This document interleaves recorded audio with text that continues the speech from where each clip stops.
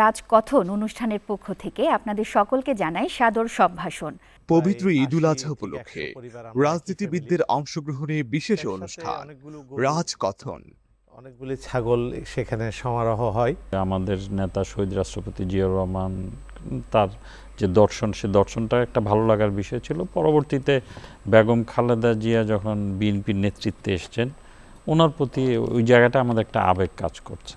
খলিজা ফেসকা সহ নিয়ে কার আগে কে রান্না করবে, কার আগে কে খাওয়ারের দাওয়াত দিবে, এটা নিয়ে একটু তাড়াহুড়া করতাম। কারণ এইখানে মানুষের সেবা, মানুষের কাজেই যে সময়টা আমরা ত্যাগ করতে পারছি, এটাই আমাদের কাছে অনেকটা ভালো লাগে আর কি। পরিবারের দিকে সময় দেওয়ার বা তাকানোর খুব একটা সুযোগ হয়নি। যিনি মানুষের উপকার করে তার উপর এই যে প্রকৃতির একটি ছায়া আমার মনে হয় থাকে। চালের রুটি এবং বাগরখানি, ওই সিন্নির মাংসটা আবার সবাই মিলে খাওয়াটা একটা আনন্দের আর কি। ঈদুল আজহার সাথে মিলিয়ে আমরা যদি দেখবেন ঈদের দিন সন্ধ্যা 6টায় বাংলাদেশ টেলিভিশন চট্টগ্রামে। এগুলো ত্যাগ করে যদি আমরা ভালো কিছু ধারণ করতে প্রযোজনা মোহাম্মদ ইয়াদ আহমেদ। সামাজিকভাবে এটা একটা আড্ডা হয়, ওখানে আলোচনা করি।